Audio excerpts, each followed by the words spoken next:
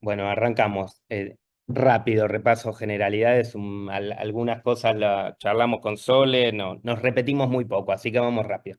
Trastornos del neurodesarrollo y bueno, ahora hablemos de autismo que está genéticamente determinado. Ustedes saben que hubo una historia donde se pensaba que era un vínculo inadecuado y un castigo innecesario a padres que bueno, obviamente se demostró por un montón de etiologías que se descubrieron y por la asociación a otras comorbilidades que claramente era algo biológico genéticamente determinado. Y los que, como dijo Sol, el 30-40% hoy tienen diagnóstico genético, los que no lo tienen lo van a tener, no es que no son genéticos. Son genéticos, hoy no tienen diagnóstico genético. ¿Sí?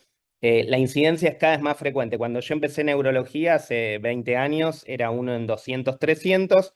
Hoy es uno en 44, muchas especulaciones, es más frecuente y por suerte se diagnostica más y más temprano.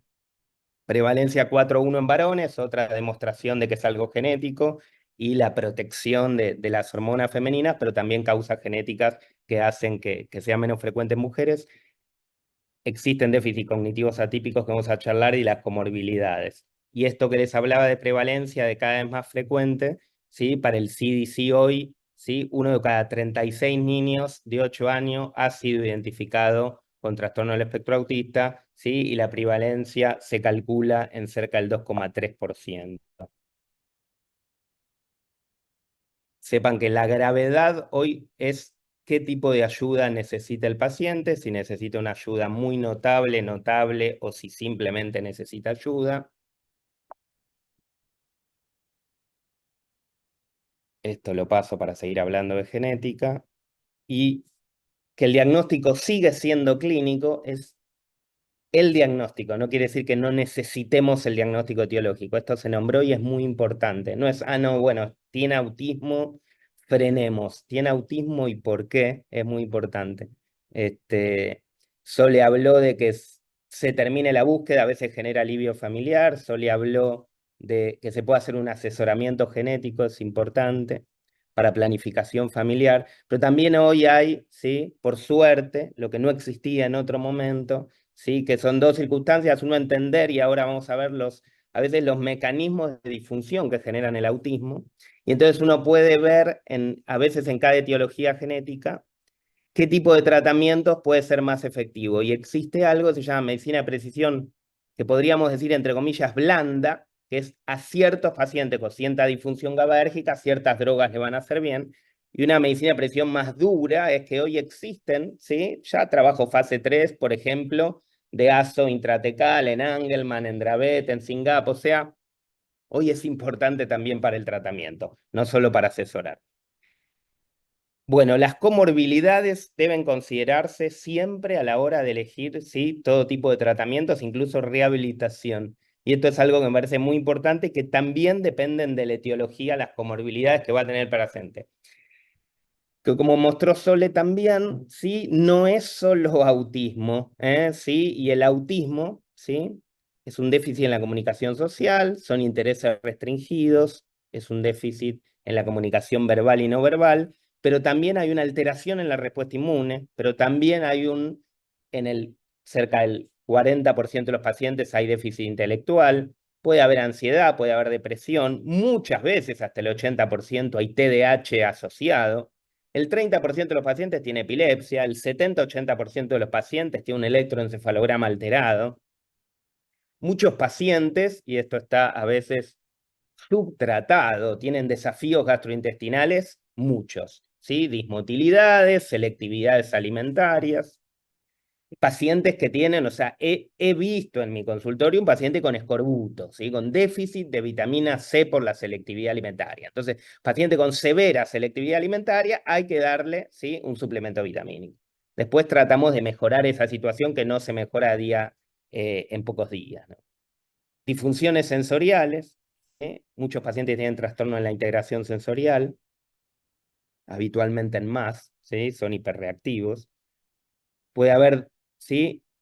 Trastornos en el sueño, puede haber desafíos motores. Entonces, las comorbilidades, que acá les describí las más frecuentes de nuevo, son algo que hay que atender, ¿sí? Además de los síntomas clásicos del autismo, ¿sí? Y los síntomas relacionados con el procesamiento sensorial que les decía, ¿sí? Dan hiper o hiporreactividad sensorial. La indiferencia al dolor y la temperatura es muy común, ¿sí? La sensibilidad al sonido, al sabor y las texturas generalmente está aumentada y la sensación de dolor generalmente está disminuida, ¿sí? Hay intereses visuales particulares por ciertos movimientos, ¿sí? Y hay un trastorno en la conducta alimentaria y todo esto, sepan, se puede tratar y también en diferentes matices y diferente intensidad según la etiología. Entonces, la genética y la relación con los factores ambientales. Sepan que la tasa de heredabilidad en TEA, en hermanos, es muchísimo mayor que en la población general, 64 a 91%. 98% concordancia en gemelos monocigóticos contra 40 a 60 en gemelos disigóticos. Hermanos tiene un riesgo aumentado de síntomas relacionados con TEA que no cumplen todos los criterios formales y se llama fenotipo ampliado del autismo, ¿sí? Y tienen muchas veces familiares muchas características particulares sin llegar a un diagnóstico certero de autismo. Pero esto se ve, ¿sí? Porque los genes a veces obviamente comparten genes y comparten características y algunos no llegan al diagnóstico total de autismo, pero hay mucha más frecuencia, ¿sí? De, por ejemplo, trastorno obsesivo compulsivo. La edad materna y sobre todo la paterna se asocia independientemente con el riesgo de TEA, ¿sí? Entonces hay factores, ¿sí? Que son muy importantes. Es importante tener en cuenta que no se ha identificado hoy ninguna mutación que sea específica y exclusiva de autismo, ¿sí? Las mutaciones que se encuentran comparten otras condiciones, discapacidad intelectual, encefalopatías epilépticas y el desarrollo, algunas psicosis. La genética y los factores ambientales tempranos juegan un rol importante en la etiología del autismo. Es un artículo interesante y acá sí nos vamos a las mutaciones puntuales, ¿sí? Entonces las alteraciones monogénicas y muchas de estas dan encefalopatías epilépticas y el desarrollo. Entonces tenemos la esclerosis tuberosa con un fenotipo clínico muy variable, ¿sí? Desde chicos que tienen un coeficiente intelectual normal hasta retraso severo. Muchos chicos con autismos de los más severos que vemos, que son los TANS. Después se los voy a mostrar lo que hicieron muy interesante, ¿sí? En el consorcio de esclerosis tuberosa, nosotros tenemos mucha relación con Darcy Kruger, que es la persona que maneja el consorcio que está en Cincinnati, y lo que hicieron fue juntar todos los trastornos de conducta que tiene la esclerosis tuberosa, los enumeraron en frecuencia y los nombraron como TANS, como trastornos del aprendizaje y la conducta asociados a esclerosis tuberosa, y tratan de identificar un patrón, ¿sí? Que lo identifique a ellos, digamos, y por ahí encontrar algún tratamiento diferente a lo que se venía haciendo habitual, ¿no? Entonces, bueno, sepan entonces que la esclerosis tuberosa, que las MECP2-patías, el síndrome de Rett, ¿sí? El SCN1A con el Dravet y otras encefalopatías epilépticas del desarrollo, el SYNGAP1, ¿sí? Característicamente tienen encefalopatías epilépticas y el desarrollo y autismo. Lo mismo que el SCN2A, el V3A, que como mutación puntual, ¿sí? Ustedes saben que da síndrome de Angelman, que no es la variante más común, ¿sí? Que es la de lesión, que es el 70% de los Angelman. Ahí el Angelman interesante tiene 4 mecanismos por los cuales genera, ¿sí? La presentación clínica.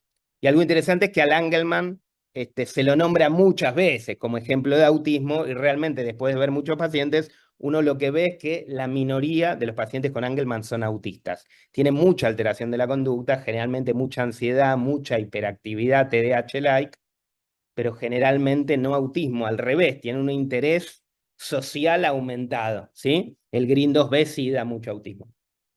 Hay Angelman autistas, sí, con mucha menor frecuencia que otras mutaciones, ¿sí? Que MECP2, que SCN1A, etc. Green.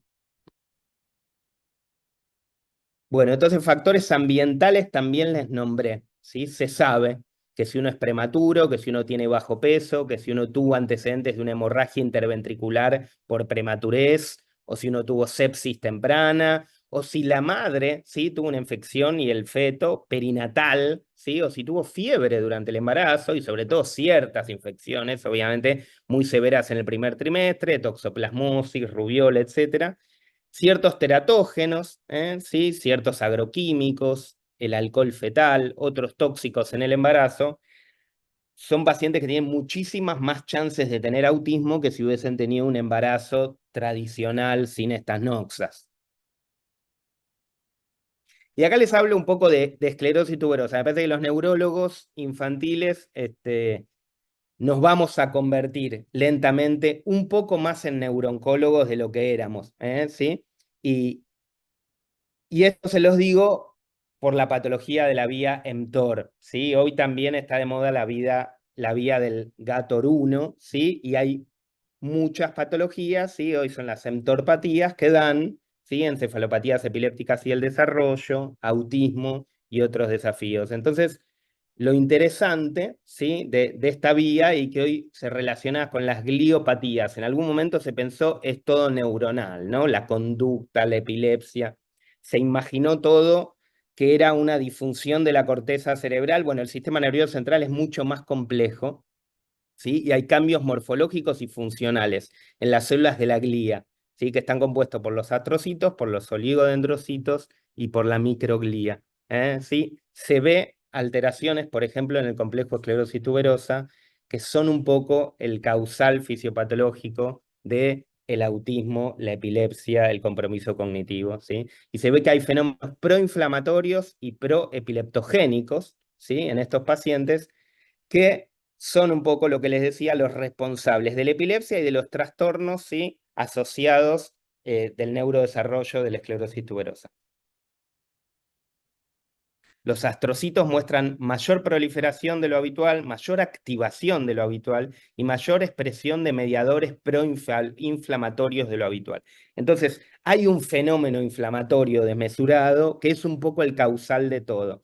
Entonces, lo interesante, por ejemplo, de la esclerosis tuberosa es que tiene un fenómeno inflamatorio por una desregulación de una vía, que es la vía mTOR, ¿sí?, que además a veces tienen lesiones estructurales, ¿sí?, tienen fenómenos displásicos y amartomatosos, que son los túberes, por ejemplo, que en algún momento se los pensó el causal, pero claramente no lo son, porque toda la red está disfuncional, ¿sí? Entonces son pacientes que tienen una alteración genética, que tienen tumores, que tienen displasias, pero que tienen en realidad una red que está disfuncional en la corteza y en la glía.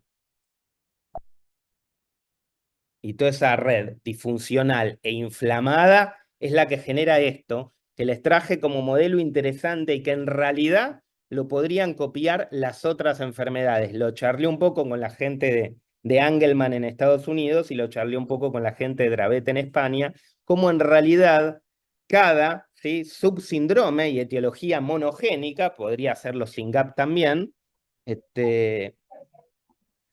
puede enumerar los trastornos de conducta, ¿sí?, de aprendizaje, del sueño más frecuente que tiene, ¿sí?, y buscar algunas características distintivas, ¿sí?, de esa etiología y cómo tratar de ayudar a estos pacientes.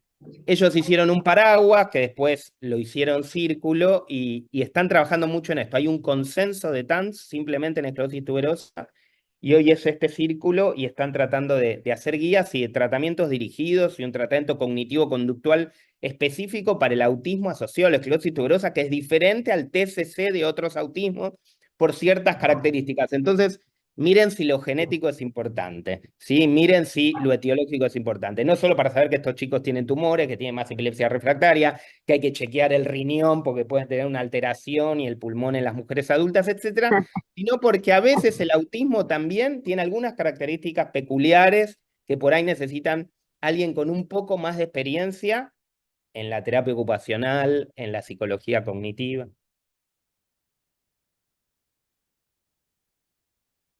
Bueno, entonces sepan que el desarrollo es atípico en el sistema nervioso central de los pacientes con autismo, tienen hallazgos neuropatológicos alterados, tienen hallazgos neuroquímicos alterados, tienen cambios en las conexiones neuronales, las modificaciones en las vías sinápticas, modificaciones epigenéticas, ¿sí?, sobre todo en la metilación.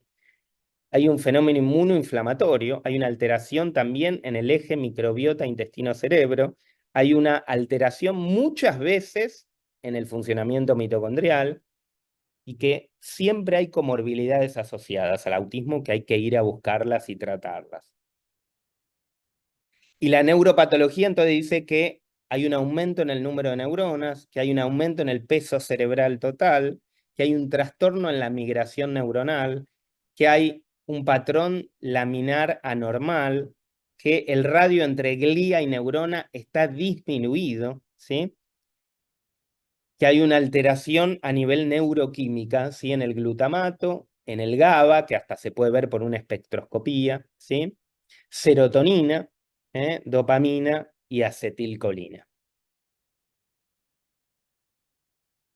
Y las conexiones neuronales están alteradas, la corteza frontal y prefrontal con el cuerpo estriado, ¿sí? Esto genera un poco las conductas repetitivas y los intereses restringidos, ¿sí?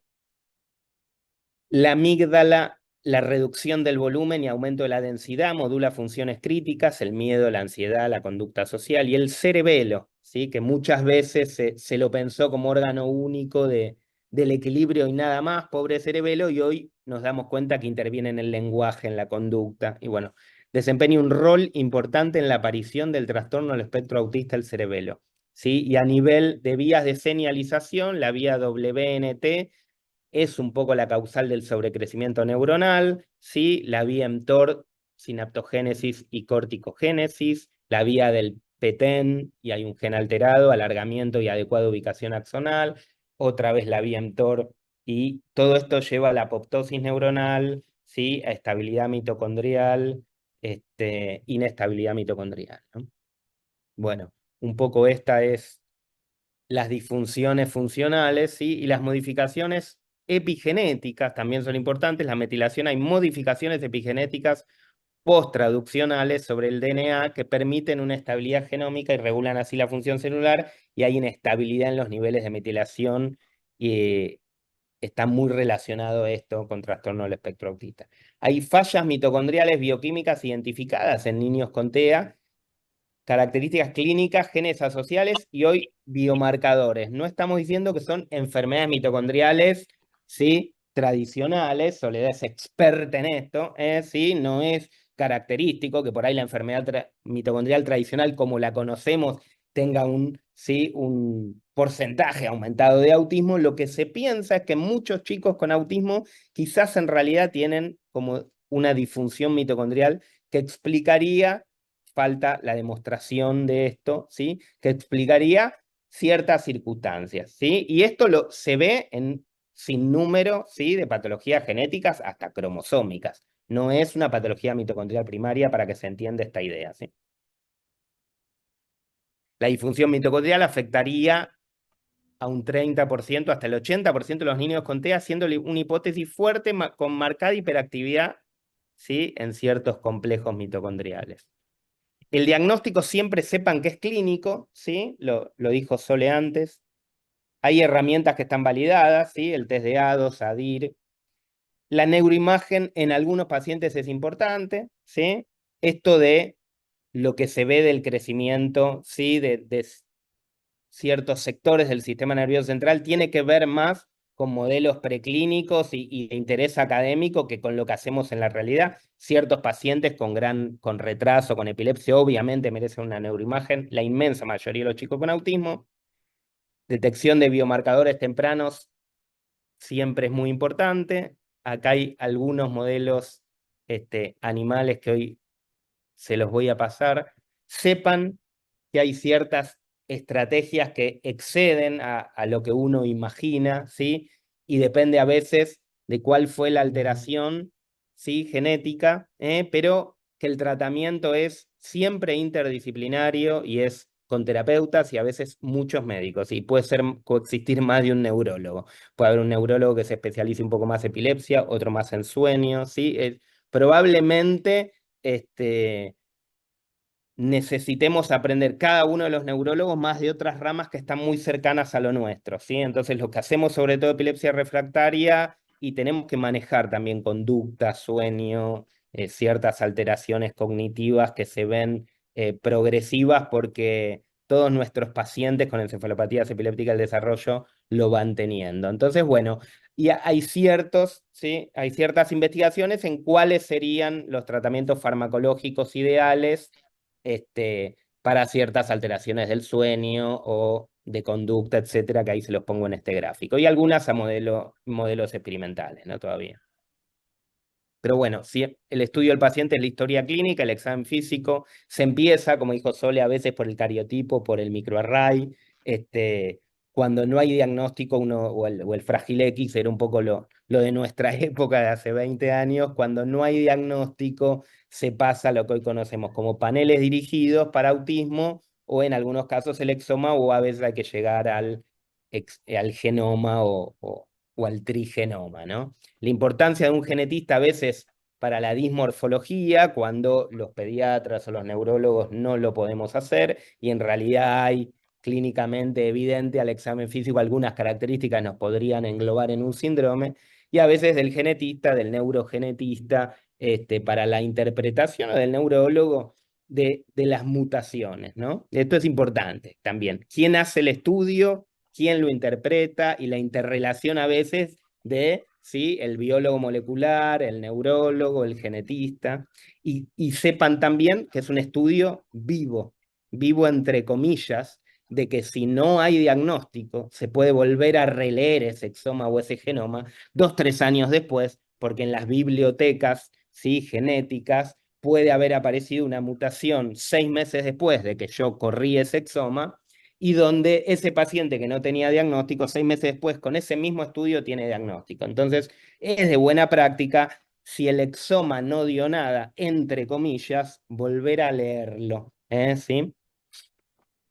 Entonces, el trastorno del espectro autista es un conjunto de trastornos del neurodesarrollo que están genéticamente determinados, ya no hay duda de eso. La genética y los factores ambientales en las primeras etapas del desarrollo desempeñan un papel vital en la etiología. El diagnóstico temprano requiere una evaluación multi e interdisciplinaria conjunta que garantice el alivio en la búsqueda, la posibilidad de orientarnos hacia una medicina de precisión blanda, llámese vigabatrin, ¿sí? O tratamiento de la vía mTOR para esclerosis tuberosa, o próximamente, ¿sí? Un tratamiento genético dirigido, llámese terapia génica o llámese, ¿sí? ASO para ciertas subsíndromes. Ampliar el abordaje de intervenciones terapéuticas pensando en las causas responsables del desarrollo atípico de cierta función del sistema nervioso central, y eso nos permite mejorar la calidad de vida de los pacientes y prevenir mayor discapacidad. Esto es importante, ¿sí? Y es algo que considero que lo veo todos los días. La discapacidad no es estática, ¿sí? La discapacidad, uno puede prevenir más discapacidad, ¿sí? Entonces, cuando uno diagnostica que el paciente con autismo tiene más chances de epilepsia, uno sabe si el paciente tiene MECP2, si el paciente tiene esclerosis tuberosa, si el paciente tiene una Angelman. Además, sabe qué fármacos le van a hacer bien, qué fármacos le van a hacer mal. La dieta cetogénica al CDKL5 mucho no le va a hacer, al MECP2 sí, a la esclerosis tuberosa, sí, al Dravet sí. Entonces, uno puede prevenir mayor discapacidad. Y esto es muy importante. ¿Sí? Bueno, gracias. Ese es mi mail por cualquier duda, y si me excedí de tiempo y eso, el que quiera me escribe sin ningún problema cuando quiera. Gracias.